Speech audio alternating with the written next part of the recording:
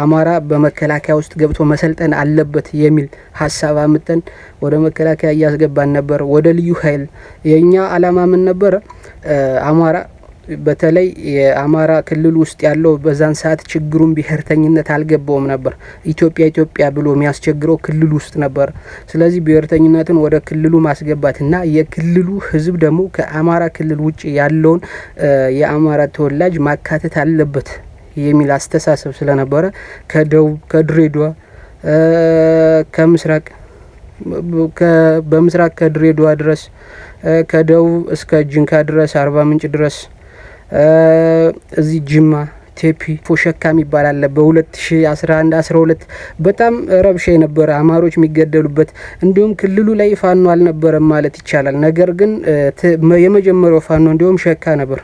ሸካ ወደ ቴፒ ሚዛን ቴፒ አካባቢ ሸካ አማሮች ራሳቸውን አደራጅተው የመንግስትን ሰቆቃ የመንግስትን ግድያ የሚከላከሉበት ሁኔታ ነበር። እነዛን በማግኘት ወደ ክልሉ ስልጠና እንዲሄዱ አንዳንድ ወጣቶችን ወደ ክልሉ እንትን ማለት እነሱን ከጎንደርና ከጎጃም ያሉ ፋኖች ጋር ማገናኘት ይህን ነበር ስንሰራ የነበረው። ስለዚህ እንደዚህ ብዬ ቀርቻለሁ ማለት ምክንያቱም 2013 ላይ ከምርጫ በፊት እስክንድር ታስሮ ነበር የምታውቁ ከሆነ። ስለዚህ ልደታ ቅርንጫፍ ነበራቸው። ከመታሰሩ በፊት ልደታ የነሱ ጽህፈት ቤት ነበራቸው። ከጽህፈት ቤቱ ሂደን አንዳንድ ነገር አውርተን ሳንስማማ ተጣልተን ነው የተመለስንበት። ያም እኔም ይህን የሄድኩበት ምክንያት እሱ ከፖለቲካውን ትቶ ወደ ትጥቅ መግባት እንደሚፈልግ ጭምጭምታ ስለሰማው በግልጽ ሂጄ ነግሬው እሱ ምንም አይነት በዲሞክራሲ ነው የምንቀጥል ምናምን ብሎ አድበስብሶ እንትን ብሎታል ማለት ነው። እኔም እሺ አሁን እንደዚህ ነው፣ ነገር ግን እኛ ይህ መረጃ ደርሶናል፣ ነገር ግን ከሆነ ጊዜ በኋላ መጣህ በጣልቃ እንዳትገባ በሚል በሁለት ሳምንቱ ምናምን መረጃው ስላለኝ ጎንደር ላይ እንደዚህ እስክንድር ወደ ትግል ሊመጣ ነው። ስለዚህ እስክንድር ካወቃችሁት ከሆነ ባልደራስ ላይ አመራረጡ በጣም ትክክል አይደለም።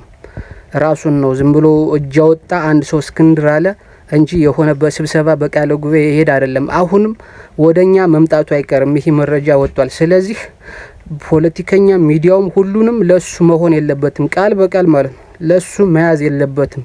ስለዚህ እኛ ዲያስፖራ እንኳን መውጣት አይቻልም አይባልም። ዲያስፖራ እንኳን ከዚህ በቤተሰብ ተይዞ የሚታመን ሰው ወጥቶ ዲያስፖራ እዛ ምንም አናቀውን መሰብሰብ ልክ እንደነ ሙልቀን ተስፋ ይሆንብናል። ስለዚህ እኛ በምንም አይነት መንገድ አስወጥተን የሆነ ኮሚቴ እዛ ዲያስፖራውን ከመዘረፍ ማዳን አለብን ምናምን ሲሉ አይ እንደዚህ ከባድ ነው እንደዚህ አይሆንም ምናምን በጣም ሌላ ማይወራለ ማለት ነው። እንደዛ ሲሎኔ በዚህ ሁኔታ ከፋይናንስ መሆን አልችልም ሌላ ሰው ምረጡ ብዬ ከዛም በኋላ 2014 ላይ በነው ዶክተር ወንደሰን ጋር እንገናኝ ነበር። ከዛ የሆነ ችግር ተፈጠረ። ከዛ በኋላ የፋኖ አካሄድ በጊዜው የነበረው ከኔ ጋር አይሄድም። ምክንያቱም እኔ ማስበው ምንድነው የአማራ ብሔርተኛ ትክክለኛ ከጠላት አንፃር ጠላት ከሚያደርገው አንፃር ጠላት ከአማራን እንዲሆን ከሚፈልገው እንዲሆን ከፋፍሎ ለመግዛት ከሚጥረው አንፃር የአማራ እንደ ኢትዮጵያን እያሰበ አይሆንም።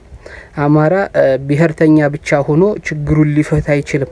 ምክንያቱም የአማራ ጠላቶች ጽንፈኛ ከጽንፈኛም አግሬሲቭ ጽንፈኛ በሆኑበት ሰዓት አማራ ብሔርን ብቻ እያቀነቀነ ከዚህ ችግር አይወጣም። ስለዚህ እኛም አግሬሲቭ ጽንፈኛ ለመሆን አስተዳደጋችን ህሊናችን ባይፈቅድም ነገር ግን ኤክስትሪሚስት መሆን አለብን ብዬ ያቀረብኳቸው ጥያቄዎች አሉ፣ ብዙ ነገሮች አሉ። ነገር ግን በጣም ቸልተኝነት ሲበዛበት በጣም አንዳንድ ነገር ሲበዛበት ያው እንግዲህ ራሴን አገለልሁና በዚህ መንገድ ለመርዳት በዚህ መንገድ አንድ ጽንፈኛ ለመፍጠር ቢያንስ አትሊስት የአማራ ፋኖ ወደ ስልጣኑን ካልያዘ ይህን ችግር አይፈታም የሚል እንትን ስለነበረ ወደዚህ እንዲመጣ አሁን ጎንደር ላይ በጣም ችግር ነበር። ጎንደር ላይ እኮ ደቡብ ጎንደር ላይ ፋኖ እንትን አልነበረውም፣ መዋቅር አልነበረውም። መዋቅር ስልጠና ማለት የፋኖ አደረጃጀት ስላልነበረ ሀብቴ እኮ ጎጃም ላይ ወደ ጎጃም መጥቶ ጎጃም ላይ ሲዞር ነበር። ነገር ግን ጎጃም ላይ ያጋጠሙት በጣም ሌቦች የበላይ ሐውልት ላይ ፎቶ ላይ ይዘው ተደግፈው እየተነሱ ልክ እንደ በላይ የሚጠሩ ነገር ግን ከዲያስፖራ ብር የሚዘርፉ የነዘመነን ስም የሚያጠፉ ነበረና እኛ ምንድነው ስቴዲየሙንም ሁሉንም ስቴዲየሙንም ስብሰባውንም ምኑንም ተጠቅመን እነዛን ከጎጃም የማስወጣትና ትክክለኛውን ወደ እነዘመነ ጎጃም ላይ ያለው የፋኖ ወጣት ወደ እነዘመነ እንዲያደላ በማድረግ ደረጃ እንግዲህ የራሳችን ተጫውተናል። ምክንያቱም ጎጃም ላይ ያለው በተለይ ዘመነ 2012 2013 ላይ ዘመነ ባህር ዳር ለመግባት በጣም ይከብደው ነበር። ባህር ዳር ዙሪያ ላይ የዘመነ ስም በጣም የጠፋበት ዘመነ እንደ ዘራፊ እናሳምነውን ገዳይ እንግዲህ ጎንደር ላይ ምንድነው የሚሰራው? ዘመነና ማስረሻ ሰጤ አምባቸውን ገደሉ ነው። ነገር ግን ጎጃም ላይ ደግሞ ዘመነና ማስረሻ ሰጤ ብር ዘረፉ። የሚያሩት ዩንሰን ሆቴል ነው። በጣም ውድ መጠጥ ነው የሚጠጡ። በጣም መዝናናት ነው ሁሌ።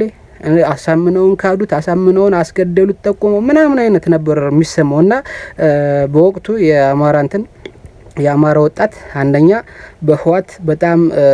በህዋት በጣም እንትን ያለ ነገር የበላ ወጣት ነበረ። በህዋት የተማረረ ወጣት ነበረ። በህዋት ከተማረረበት እንግዲህ አሳምነው አነቃን ሲል አሳምነው መሞቱ በጣም አሳምነው መሞቱ እንግዲህ በቀላሉ እነዛን ወሬዎች እነዛን ወረኞች እንዲያምኗቸው ሆኗል ማለት ነው። ስለዚህ ዘመነ ባህር ዳር ላይ በእንትን በቃ መንቀሳቀስ አይችልም ነበር። መግባትም በማይችልበት ደረጃ ወጣቱ ቢያገኘው በጣም ከብልጽግና በላይ ጠላቱ የነበረበት ሁኔታ ተፈጥሮ ነበር እና እኛ በዛ ሰዓት አዲስ አበባ ነበርና አዲስ አበባ የአንዳንድ ስራዎችን ሰራ ነበረ። መከላከያን ውስጥ አማራ በመከላከያ ውስጥ ገብቶ መሰልጠን አለበት የሚል ሀሳብ አምጠን ወደ መከላከያ እያስገባን ነበር። ወደ ልዩ ኃይል የኛ አላማ ምን ነበረ? አማራ በተለይ የአማራ ክልል ውስጥ ያለው በዛን ሰዓት ችግሩን ብሔርተኝነት አልገባውም ነበር። ኢትዮጵያ ብሎ የሚያስቸግረው ክልል ውስጥ ነበር። ስለዚህ ብሔርተኝነትን ወደ ክልሉ ማስገባትና የክልሉ ሕዝብ ደግሞ ከአማራ ክልል ውጭ ያለውን የአማራ ተወላጅ ማካተት አለበት የሚል አስተሳሰብ ስለነበረ ከደቡብ ከድሬዳዋ በምስራቅ ከድሬዳዋ ድረስ ከደቡብ እስከ ጅንካ ድረስ አርባ ምንጭ ድረስ እዚህ ጅማ ከቴፒ አልፎ ሸካ የሚባል አለ። በ2011 12 በጣም ረብሻ የነበረ አማሮች የሚገደሉበት እንዲሁም ክልሉ ላይ ፋኖ አልነበረም ማለት ይቻላል። ነገር ግን የመጀመሪያው ፋኖ እንዲሁም ሸካ ነበር።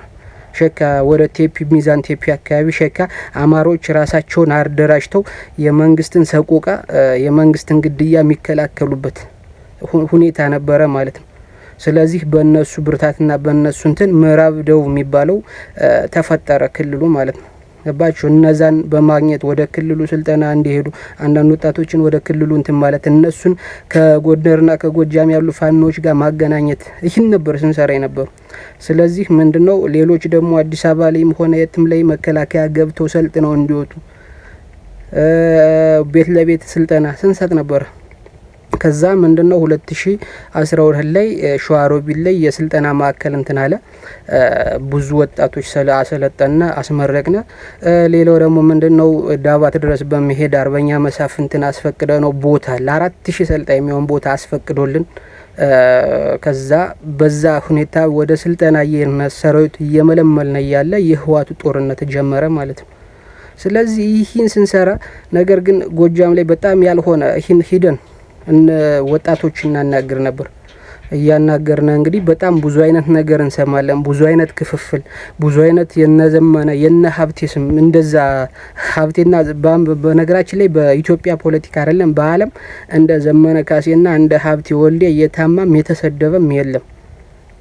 ምክንያቱም እንግዲህ ጎጃም ላይ ያሉት ያኔ በጣም ከጎንደር ጎጃምን ገደለ፣ ባህር ዳርን ጎንደር ወረረ የሚሉ በቃ ምን በባዴን የተገዙ የሚከፈሉ ከዛም ደግሞ ከዲያስፖራ እያስላኩ የሚዘርፉ ስለነበሩ እኛ እነሱን ውስጥ ለውስጥ ቀርበን የነሱ መረጃ እንትን ብለን ቀስ በቀስ በስቴዲየም በምንም ወጣቱን የጎንደርንም የጎጃምንም ወጣት እያገኘና እንግዲህ በጣም